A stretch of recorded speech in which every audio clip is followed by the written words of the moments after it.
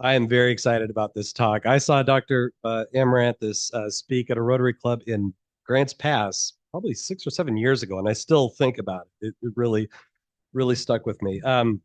Dr. Mike Amaranthus is a world-renowned mycologist and scientist who has several mushroom and truffles named after him.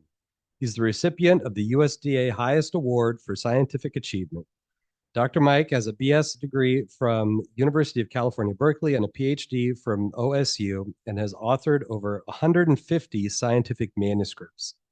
Dr. Mike and his wife Eileen founded Mycorrhizal Applications Incorporated in Grants Pass, the world's largest producer of mycorrhizal fungal products. Dr. Mike believes fungi should emphasize fun. As a two-time cancer survivor, getting to know this fantastic group of mushrooms has enriched and perhaps saved his life. He believes that a mushroom presentation can not only be accurate and have substance, but can be entertaining as well. His talk is entitled Fry, Thrive, Fly, or Die, a fun journey through the amazing world of Southern Oregon mushrooms. Please welcome Dr. Mike Amaranthus.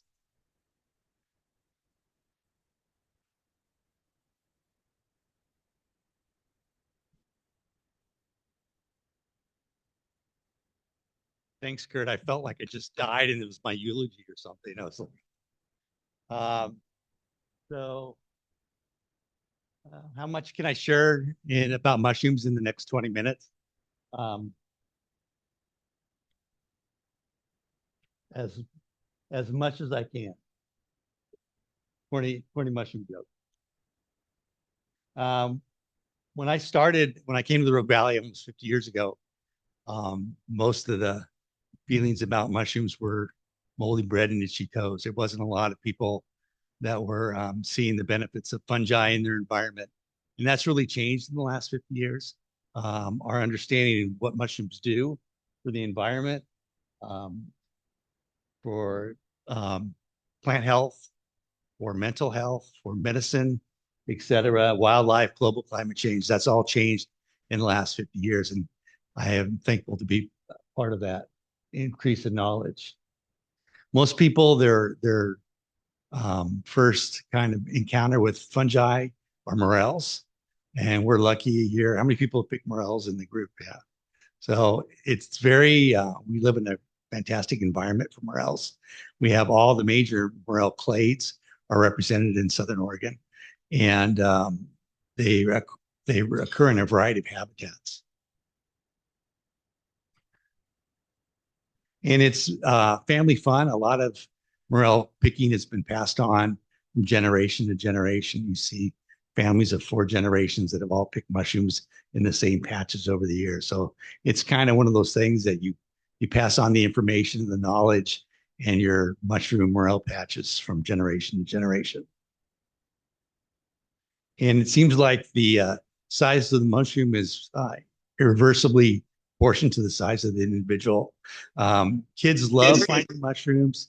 I mean, we sort of evolved as hunters and gatherers, not to stare into our cell phones. So it's kind of natural to go out, hunt and gather, and find food for that meal. And kids really get into the excitement of finding something that they know the family can eat. So it's a great thing to do. So I wrote the book Fry, Thrive, or Die because a lot of the local books on mushrooms are 30 and 40 years old. And a lot of our knowledge of mushrooms has really changed in the last 30 and 40 years. Some mushrooms we thought were edible or not edible. Some ones that were very poisonous didn't used to be in our area 30, 40 years. They've migrated in. Probably about 40% of the names have changed. So I really feel like we needed to update the kind of information that was available to local people about mushrooms. And that's why I wrote the book. So it was a lot of fun to write. I wanted to cover a lot of things that weren't covered in the old field guides, like the medicinal benefits of mushrooms. And we have a lot of mushrooms in our area that have tremendous medicinal value. So the book covers when and where to find mushrooms, the health benefits. There's recipes, histories, their role in wildlife species, climate change mitigation, how to store them and dry them, how to prepare them for meals, etc. So it's kind of more than just an identification book. All the mushrooms are classified as the ones you can fry, the ones you can eat, the ones that make you thrive. Those are the medicinal mushrooms, and some mushroom groups are both delicious edibles and medicinal as well. The dye ones, the poisonous mushrooms, and we have several in the Rogue Valley and the mountains surrounding here that are deadly. And then the fly ones, which are the hallucinogenic ones. A lot of recipes in the book. Go through some of these. So you just don't go out in the woods and start eating mushrooms. Um, I'm enthusiastic about mushrooms, and there are actually more poisonous plants than there are poisonous mushrooms. But yeah, you have to be really careful. And I really recommend people, and that's kind of why I wrote the book, is to find 3 or 4 delicious species that are easy to identify, that get you out in the woods and finding mushrooms. And we have both spring and fall fruiting mushrooms, so and some winter fruiting mushrooms. So it's easy to find some that are easy to find and identify. Um, John Jones, who's an old friend, we've been hunting mushrooms for decades together. He's in the Medford, he's in the Grants Pass Rotary. And he told me once that if you can identify the difference between a black and white cat and a skunk, you can learn to identify mushrooms.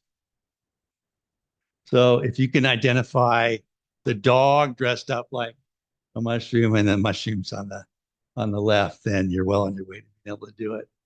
I think I have to keep thinking about the human beings have a long history with mushrooms, goes back thousands of years. And I think about the first people who first ate mushrooms through trial and error. The quote is, "This one tastes like meat. This one killed Kevin instantly, and this one made me see God for 3 weeks." So the book covers, how to identify mushrooms, characteristics of the cap, the stem, the base, etc. So I won't bore you with the details, but each mushroom in there has detailed account of what to look for in the mushroom. So characteristics of the mushrooms. And again, morels, we're very fortunate. Morels are very common in our area. And it's great family fun. This is some of my family, some of our dishes that we do with morels. Morels are like a meat substitute. You can use them on anything and everything. So they're very versatile in the kitchen. They're very hard to find your first time out. They're very camouflaged. They're very disguised. Any of you that have put mushrooms, sometimes you're out there and you can't find them. You look down, there's one right next to your foot, and you look around, there's 100 mushrooms. You're standing right in the middle of the patch. But once you kind of get that image of what they look like in the wild, they're much easier to find. So for that, I give people more moral support in the book. Anyway, the book covers what characteristics, how to identify your target mushroom versus what could be dangerous lookalikes. And morels are pretty easy to identify. The ones that are the lookalikes in our area, and the one on the left is the brain fungus, Gyrometra. And this is one that you need to be able to identify and avoid. It's very dangerous and can kill you. This is the one that's been linked to ALS in Europe, that little community. And if you've been reading about the community that suddenly got ALS in the mountains of France, but that was the one they were eating. So, and then the other one is the elephant saddle. You can see a little elf on the one on the right, little elf riding on the mushroom. That's the elephant saddle. That'll give you stomach discomfort, but it won't kill you. The one on the left, the brain fungi, really need to be avoided. And it doesn't look that much like a morel, but for a beginner, it could be confused. We have all the true morels in our area. We've got yellows, we've got whites, we got black morels. So they occur in very diverse habitat. They can be growing in your yard, or they can be way up at the high elevation alpine areas. You look for habitat characteristics for the yellow morel. The Bud Light beer can in the woods is almost a sure ringer. You're going to find morels. For some reason, rednecks like to drink their beer and throw it in their patch. I don't know, so they'll find it next year or something, but Bud Light is a great indicator species of yellow morel. This one occurs earlier in the season. So this is in our area, generally March, April, and it's usually along streams, creeks, and it's generally associated with hardwood trees. They're delicious. We have several kinds of black morels. Some are the ones that you've ever put landscape park in your yard and suddenly there's morels, and you get them for 1 year and sometimes 2 years. But there's a landscape morel that occurs in our area called Morchelli fortuna, and it's usually the first year after putting bark down. We have several kinds of black morels that are burn morels that come out after fire, and you see them in forest fires, burnt logs, anywhere that's burnt. And there's actually, this is David Aurora, a friend of mine. He wrote All the Rain Promises and More, a very good pocket guide to mushrooms. But like I say, it's 35, 40 years old now. But this is David. He flew up to Alaska to a big burn area, and he filled his bags and his buckets. So he took his pants off and he tied the legs together, and he filled his pants full of morels, and he hauled all those morels off. But he's quite a character. A lot of the mushrooms pictures I use in the book are from Southern Oregon, including some that David and I have found together. So, and like to say, burn areas can be prolific in terms of the year after fire, forest fire. A lot of the good commercial pickers will actually go and study the fire maps and sort of follow fire areas for their things. Always cook morels. Do not eat raw morels. If you eat them raw, if you eat enough of them, it's poisonous. There was a sushi restaurant in Idaho that served raw morels as part of their sushi things, and actually somebody died from that experience. So always cook your morels. This is the one that you have to really know. This is Amanita phalloides, which is the death cap. This is the one, if you're reading about the Australian lady that invited her in-laws over for dinner and she didn't eat any, she fed it to them, and they all died except for her. And she just got thrown in jail. So it was like a 3-year trial. It's crazy. But anyway, this one didn't used to be here. And again, this is one of the reasons why I wrote the book. This is a picture from Lithia Park. It's spread. This one is spread all over the world. It comes on the roots of trees, certain kinds of bushes. So that's how it spreads. It's mycorrhizal with the plant roots. And so when you plant these non-native plants in an area, sometimes you get fungi that are non-native as well. So this one is spread all over the planet. This is the another very poisonous one called the destroying angel. This is the one that was very common in Southern Europe. It's one that probably killed several of the Caesars. They would slip drinking wine at dinner, and the Caesars there and stuff, and maybe you didn't want to see them around the next year, so you slipped an Amanita in there. And it's been pretty well documented. It's killed several emperors. This is one that's not deadly poisonous. It's very common in our area. It's got the little white spots on the top that you associate with the Amanita group. This is the panther Amanita. It's very common in the mountains around here, but it's more of an intoxicant and a hallucinogen. It's not deadly poisonous. And this is the one that you see in all the tourist shops. This is your one that's in all the kids' video games. This is the fly agaric, Amanita muscaria, and it's got a long history. It's still being used by shamans in northern Russia and Kamchatka as an intoxicant. It's all kinds of spiritual rituals that are associated with this mushroom. And the berserkers, the Vikings, used to boil up a big pot of this on their boats before they hit the land area and stuff. So it made them feel invincible. I'll go through a few really good edible ones in our area in case you want to expand out and find some good ones that are easy to identify. One of the chanterelles, very common in our area, will start happening in September, October. It goes through this till the snows fall. Very common. On a good day, you can pick 20, 30, 40 pounds of chanterelles, and they're easy to store. The Pacific golden chanterelle. We also have a white chanterelle at the higher elevations. We have the hollow foot or yellowfoot chanterelle on the coast. These are very delicate, taste like apricots. These are all really good edible mushrooms. And again, the book covers all these in detail. The dangerous lookalike for this one is the Scompus leucosus on the left. You can see it's got a white stem and then an orange cap with scales. So it's pretty easy to separate out from chanterelle on the right. All right, see what I'm doing for time here. We'll go through some of these pretty fast. Slip to the end. That's the black trumpet, very good to eat.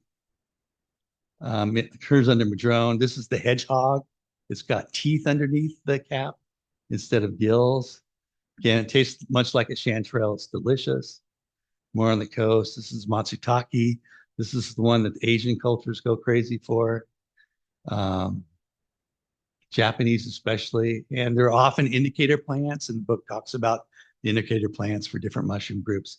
But this one is, if you ever see the candy stripe, you're in the Southern Oregon Cascades and you see that candy stripe plant on the left, that only occurs in a patch of matsutake. So that's how you know where it is. So we all know this one is very common to our area, shaggy manes. You have to eat it the day you collect it because it turns to ink. It gets very inky. Also, there's a little bit of a this one shouldn't be drinking with alcohol. For some reason, people have a reaction if they eat this mushroom and drink alcohol. So I suggest you eat it in the morning.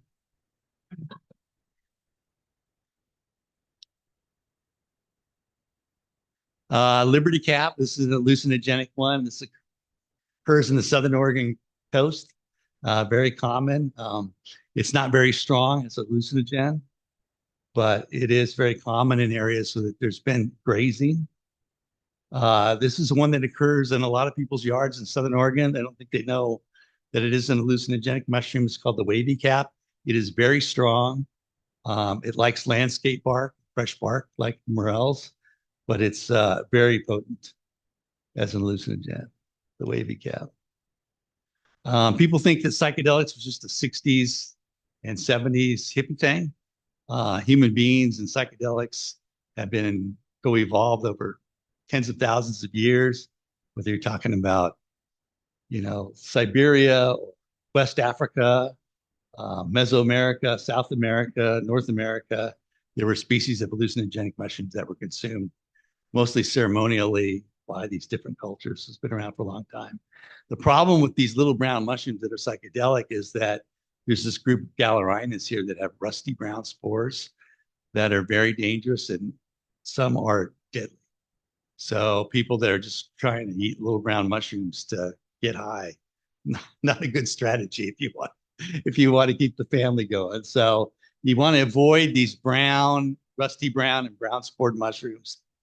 And the way you tell the difference between those and the hallucinogenic ones, see the spore print on the left?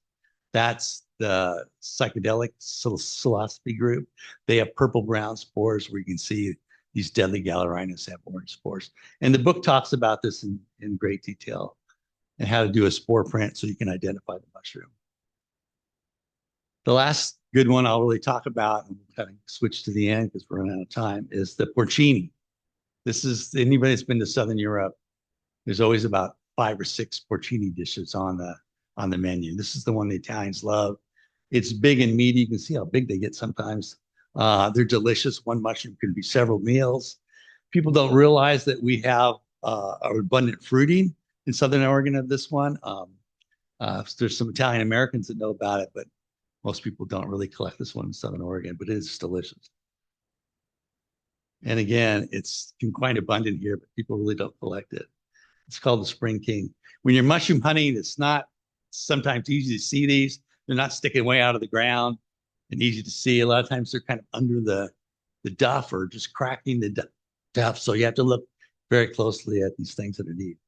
With that, the dangerous lookalike for this one is blue staining boletes. So if you collect one that looks like a porcini or a bolete, but if it stains blue or has a red base or red pores, it should be avoided. I know I went through this very fast. I'm sorry about that, but I wanted to cover some of the good mushrooms. We'll just skip to the end here. Maybe get a couple of questions. I want to show you the part of the mushroom that's really part of the mushroom. It's the mycelial part of it. Oh, a little bit about medicine. You'll see 100 different products that have mushrooms in them now. So I brought some examples up there if you want to come up after and look at that. There are many medicinal mushrooms in our area that have great value.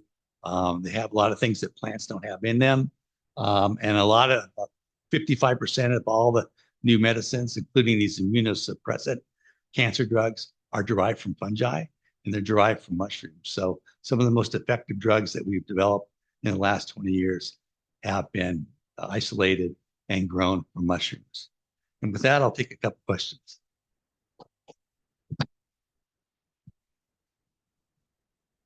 I also have some books up here if you'd like to kind of flip through the book, and I'd be happy to sign the books for you.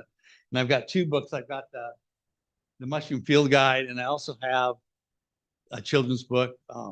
The Kiwanis clubs have brought several hundred of these and put them in classrooms all over Southern Oregon and libraries all over Oregon. So it's a great way. I found, like with my own grandkids, they didn't really realize where food came from. And this book talks about the role of the soil and soil fungi in food production, et cetera. So it's a local illustrated. It's really, if you want to check it out, it's really a fun book. So any questions? Yes. You mentioned the morel is a poison if you eat it raw. Are there any other edible mushrooms that it's very important to cook them without eating? Well, I think to get the medicinal value of mushrooms, they all should be cooked because mushrooms share a common ancestry with insects. And so they're made out of chitin. So a lot of the beneficial compounds in mushrooms are only released with heat. It loosens up that cell. So the real valuable chemistries of the mushrooms that are medicinal, that benefit people, are available. So they all should be cooked to get the maximum benefit out of mushrooms. But that whole Ascomycete group, I know I shouldn't have said that because that'll blow your mind, but that whole group of morel-like mushrooms should be cooked. Yes, in the back. Reminds me of their class talking about other people. I know someone. I have some friends and family members who have been doing microdosing. Is that more on the Thrive side or is that on the high side? Good question. Well, a lot of the mushrooms could probably be both. And the book talks about the latest research, and I've written several journal articles in peer-reviewed journals on different groups of fungi and their medicinal benefits. But the benefits of some of the hallucinogenic ones, the FDA has characterized the hallucinogenic mushrooms as a breakthrough therapy, a breakthrough drug, and which has allowed a lot of research to happen in the last 10 years because it's easy to get a permit to do research on these things. The microdosing is much less information and published research than the medicinal value of some of the other mushrooms. So it's still in its early stages, what the benefits is, but there's really papers literally being published every week on the pros and cons of using some of these things as mushrooms. But I would say on all hallucinogenic mushrooms, and the state of Oregon has got some really strict guidelines on this, is that when you go in, you just can't walk into a store and buy hallucinogenic mushrooms and try them on your own. There's a lot of thresholds that you have to jump through before you're allowed to do it. And when you do it medicinally, you have to be in the presence of somebody that's licensed. It's a big, expensive rigmarole to do that. But it has been shown effective for PTSD, anxiety disorders, a lot of mental anxiety issues, et cetera. And the big people that pushed it to be illegal in certain parts of America are veterans with PTSD because it was so effective for them for PTSD because it changes your mind, gets you out of that, kind of changes the way you think. There's a great show called How to Change Your Mind. It's on Netflix. Michael Pollan, who's a very interesting writer, has written a lot of nature books. His Netflix program, How to Change Your Mind, is something you should really watch. It's very good. We have time for one more question. Then anybody else can maybe stay afterwards. Yes, in the back there. Or it doesn't matter. Yeah. In your introduction, it was mentioned that you beat cancer twice and possibly attribute mushrooms to that recovery. I had a friend that beat cancer, and one of her big attributing factors to what she felt was her survival rate was because of medicinal mushroom use. it was definitely important in my I mean, it's been 15 years now and I was stage 4. So I think and I did massive amounts of medicinal mushrooms. So I feel pretty good about it to be. And actually, a lot of the universities, like I work with OHSU on a lot of things, and um, their medical community has seen so much value and so many positive outcomes from people using certain kind, not all fungi, but using certain kinds of fungi to help people with chemo and radiation effects and just antiviral, anti-tumor kinds of things. That they're very supportive. The guys I work with are very supportive of that. It used to be, oh, it's all BS, like immunotherapy was all BS 15 years ago. And now it's 80% of the cancer drugs. So the most important drug in Asia for breast cancer is PSK from turkey tail mushrooms. You all have turkey tail mushrooms growing in your backyard. Every oak log in Southern Oregon's got turkey tail. And that PSK, which is the chemical that's used for breast cancer in Asia, is grown from turkey tail mycelium. So, yes, well, I'm not actually, I'm done. We need to wrap it up to Okay. get out on time. So if there's additional questions, if people can stay after, are you willing to stay after? Sure, yeah, come on up and we'll talk about stuff. Okay, one more round of applause for Dr. Mike. Great. As a thank you for being our speaker today, we have a children's book. There's a bird on your head. Yeah. And if you would sign this, we will get this in the hands of a local reader. And thank you very much again. Here we go.